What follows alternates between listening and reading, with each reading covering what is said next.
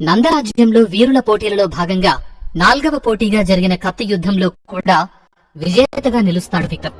కత్తి యుద్ధ పోటీలో మొదటి 5 స్థానాల్లో నిలిచిన విక్రమ్, కేతనేశ్వర్, అనిరుద్, శరణ్య, 5వ యువరాజు అనుదీప్లు తర్వాత జరిగే 5వ పోటీకి అర్హత పొందారని, మాయా సరస్సులో జరిగే పోటీకి సిద్ధంగా ఉండాలని మంత్రిగారు ప్రకటించారు.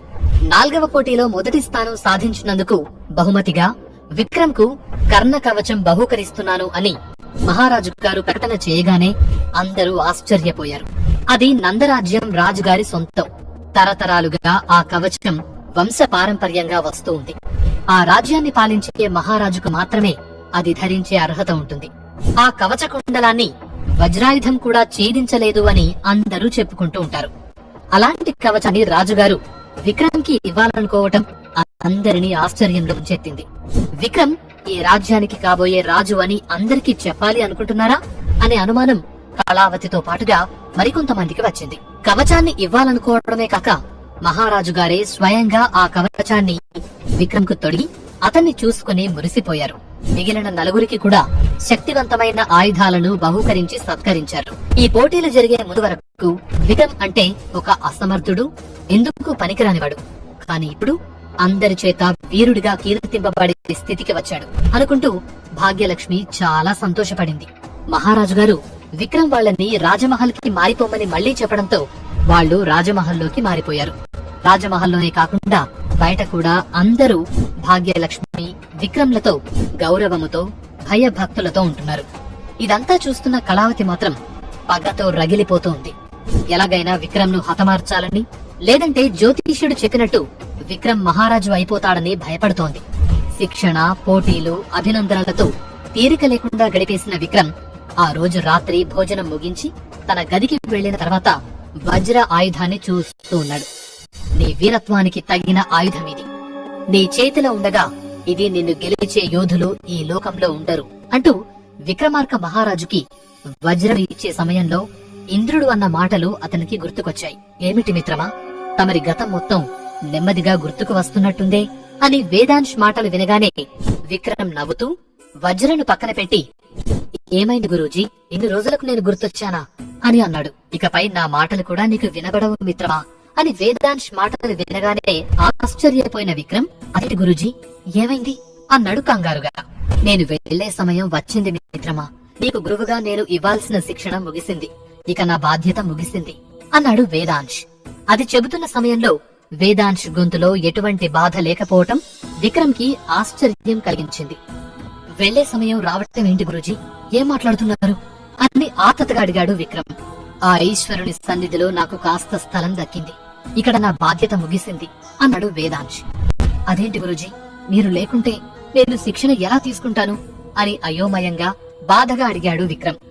వేదాంశ్ నవ్వుతూ, ప్రతి ప్రయాణం ఎక్కడో ఒక చోట ముగియాలి మిత్రమా, మనది ఇక్కడ ఇలా ముగుస్తుంది అంతే. అయినా నేను ఎక్కడ ఉన్నా నిన్ను చూస్తూనే ఉంటాను, ఇకపై నీ జీవితంలోకి మరో కొత్త గురువు వస్తారు అని అన్నాడు. వీల్లేదు, నేను మరో గురువుని స్వీకరించలేను అని మొండిగా అన్నాడు విక్రమ్. చిన్నపిల్లాడిలా మాట్లాడకు మిత్రమా, నువ్వు ముందుకు సాగాలి అంటే నీకు మరో గురువు అవసరం. ఇప్పటిదాకా నేను, నా తర్వాత ఇంకొకరు, ఆ తర్వాత మరొకరు. ఈ ప్రయాణం తప్పదు. ఎవరి కోసమో దేనికోసమో నీ ప్రయాణం ఆగకూడదు అని అన్నాడు. విక్రమ్ సమాధానం ఇవ్వకుండా మౌనంగా ఉండటంతో వేదాంశ్ తన సూక్ష్మ రూపం వదిలి ఒక ఆత్మగా విక్రమ్ ముందుకు వచ్చాడు. మిత్రమా అంటూ వేదాంశ్ విక్రమ్ భుజం మీద చెయ్యి వేయటంతో ఆశ్చర్యపోయి పక్కకి చూశాడు.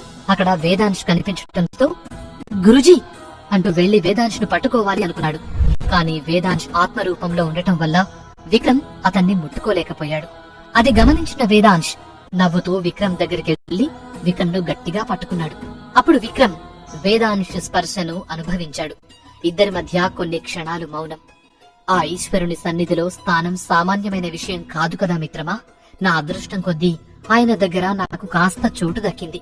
ఏ జీవికైనా సరే అంతకు మించిన గొప్ప అదృష్టం ఏముంటుంది చెప్పు.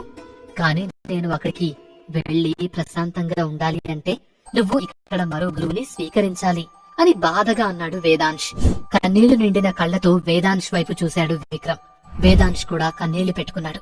నాకు మాటిస్తావా గురూజీ, దుఃఖం నిండిన గొంతుతో అడిగాడు విక్రమ్. అడుగు మిత్రమా అని వేదాంశ్ చెప్పగానే, ప్రతి సంవత్సరం ఇదే రోజు నువ్వు ఎక్కడ ఏ రూపంలో ఉన్నా నా దగ్గరికి రావాలి అని అడిగాడు. ఈ రోజు మాత్రమే కాదు, నా అవసరం నీకు ఎప్పుడు ఉందనుకున్నా ఖచ్చితంగా వస్తాను అంటూ విక్రమ్ను కౌగిలించుకున్నాడు వేదాంశ్. ఇద్దరూ మౌనంగా కొన్ని క్షణాలు అలాగే గడిపారు.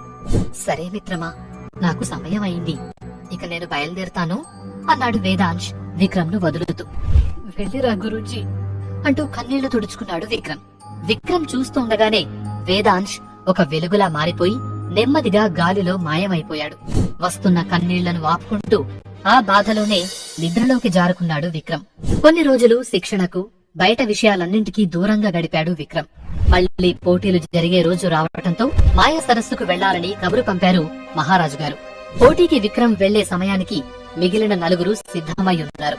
ఆ నలుగురిని మాయా సరస్సుకు తీసుకువెళ్లే బాధ్యత మహామంత్రి తీసుకుని ముందుగా అందరినీ ఒక చోటుకు తీసుకువెళ్లాడు.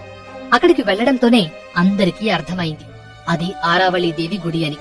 పోటీకి ముందు ఆమె ఆశీస్సుల కోసం అక్కడికి తీసుకువచ్చారని తెలుసుకుని విక్రమ్కి చిరాకు వచ్చింది.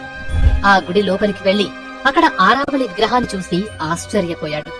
ఆరావళి మీద భక్తితో లేదా భయంతో దేవతల చూస్తున్నారు అని అనుకున్నాడు. కాని ఆమెకు అంత పెద్ద విగ్రహం కట్టి గుడిలో దేవతలా పూజిస్తున్నారు అనుకోలేదు విక్రమ్. అందరూ దండం పెట్టుకుని ఆ దేవి అనుగ్రహం పొందాలని కోరుకోండి అని అన్నాడు మహామంత్రి. ఆయన చెప్పినట్లే అందరూ మోకాళ్ల మీద కూర్చుని ఆరావళి విగ్రహానికి నమస్కరించారు. ఒక్క విక్రమ్ మాత్రం తీక్షణంగా ఆ విగ్రహం వైపే చూస్తూ ఉన్నాడు. విక్రమ్ అలా నిలబడి ఉండటం చూసిన మంత్రిగారు, అదేంటి విక్రమ్ అలా చూస్తూ నిలబడ్డావు, ఆరావళీదేవికి నమస్కరించు అని అన్నాడు. క్షమించండి మంత్రివర్య, నేను మనుషులను దేవుళ్లుగా కొలవలేను అన్నాడు. ఆ మాటకి అక్కడ ఉన్న వారందరూ షాకై విక్రమ్ వైపు ఆశ్చర్యంగా చూశారు. ఏం మాట్లాడుతున్నావు విక్రమ్? ఎదురుగా ఉన్నది ఆరావళీదేవి గారి విగ్రహం, ఆమె ఇక్కడ కొలువైన దేవత అని కాస్త ఆగ్రహంగా అన్నాడు మహామంత్రి. అది నాకు తెలుసు మహామంత్రి, మళ్లీ ప్రత్యేకంగా చెప్పాల్సిన అవసరం లేదు అని అంతే కోపంగా అన్నాడు విక్రమ్. రాజాజ్ఞ ధిక్కరించడం శ్రేయస్కరం కాదు యువరాజా అన్నాడు మహామంత్రి హెచ్చరిస్తూ. మమ్మల్ని మాయా సరస్సుకి తీసుకుని వెళ్లమనేది మాత్రమే రాజుగారి ఆజ్ఞ. ఇక్కడ విగ్రహానికి నమస్కరించాలి, కూర్చుని పూజ చేయాలని కాదుగా అంటూ కోపడ్డాడు విక్రమ్. ఆజ్ఞ కాకపోయినా ఇది ఆనవాయితీ, అప్పుడే ఆ దేవి అనుగ్రహం మనకి దక్కుతుందని నమ్మకం అన్నాడు మహామంత్రి అసహనంగా. ఆ దేవి అనుగ్రహం నాకు ఎలాగైనా దక్కుతుంది, నాకైతే ఇలాంటి మూఢనమ్మకాలు అస్సలు లేవు, ఇక పదండి అంటూ అక్కడి నుండి బయటకు వచ్చేశాడు విక్రమ్. విక్రమ్ ప్రవర్తన చాలా వింతగా అనిపించినా పోటీల్లో గెలుపొందిన విజయ గర్వంతో అలా మాట్లాడుతున్నాడని అందరూ అనుకున్నారు. గుడి బయటకు వచ్చి మాయా సరస్సుకు వెళుతుండగా అందరూ ఒక్క విషయం గుర్తుపెట్టుకోండి, సరస్సులోకి దిగిన తర్వాత మీలోకి ఆ సరస్సు నుండి ఒక శక్తి ప్రవేశిస్తుంది. ఆ శక్తి మిమ్మల్ని మరింత దృఢంగా, శక్తివంతులుగా మారుస్తుంది. కానీ ఆ శక్తి ప్రభావం వల్ల మీ ఒళ్ళు మండుతున్న అనుభూతి కలుగుతుంది. సాధారణ మానవులు ఎవరైనా ఎక్కువసేపు ఉండటం కష్టం అని సరస్సు గురించి చెప్తూ ఉన్నారు మంత్రిగారు. అందరూ మాయా సరస్సుకు చేరుకున్నారు. ఆ ప్రదేశం చూడగానే దారి తప్పి ఇంద్రలోకానికి వచ్చామా అనుకున్నారు అందరూ. ఆ సరస్సు ఒక ప్రత్యేక దళం రక్షణలో ఉంటుంది. ఎవరైనా సరే హద్దు దాటి అక్రమంగా అందులోకి ప్రవేశించాలని ప్రయత్నం చేస్తే నిర్దాక్షిణ్యంగా ప్రాణాలు తీస్తారు. రక్షణ దళం నాయకుడు వచ్చి మంత్రిగారి దగ్గర మహారాజు గారిచ్చిన అనుమతి పత్రాన్ని పరిశీలించి లోనికి వెళ్లటానికి అనుమతిచ్చాడు. చూడటానికి ఒక 10 మంది మాత్రమే ఇక్కడ కాపలా ఉన్నారు.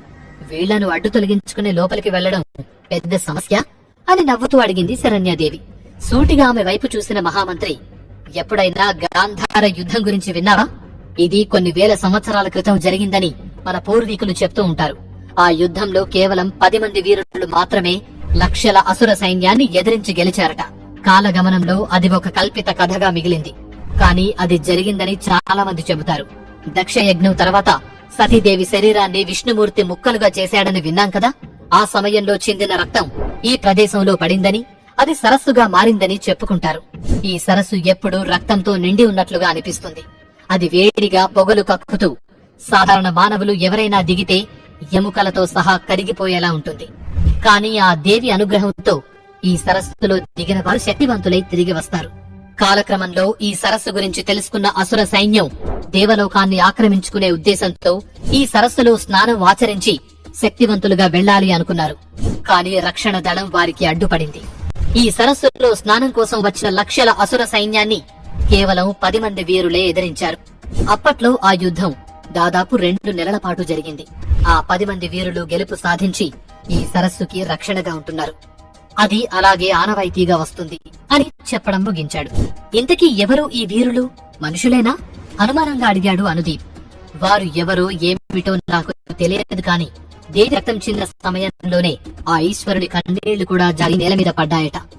కింద పడిన మాత రక్తం, ఆ దేవదేవుని కన్నీళ్లు కలిసి కొంతమంది ఉద్భవించారని, వారే ఈ వీరులని అంటారు అన్నాడు.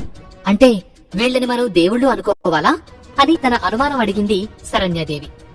ఏమో, అలాగే అనుకోవాలేమో అని నవ్వుతూ అన్నాడు విక్రమ్. అది సరే, మరి మనల్ని ఇక్కడికి ఎలా అనుమతించారు వీళ్ళు అంటూ తనకు వచ్చిన అనుమానం కూడా అడిగేశాడు కేతనేశ్వర్. మంత్రి నవ్వుతూ, అసుర సైన్యంతో ఈ వీరులు యుద్ధం చేశారని చెప్పాను కదా. ఆ తర్వాత ఆ దేవదేవుడు ఈ వీరులకు ఒక విషయం చెప్పాడట. ఈ సరస్సులోకి వీరులని మాత్రమే అనుమతించాలని, వీరముద్ర కలిగి ఉన్న వారిని మాత్రమే ఇందులోకి అనుమతించాలని చెప్పారట అని అన్నాడు మహామంత్రి.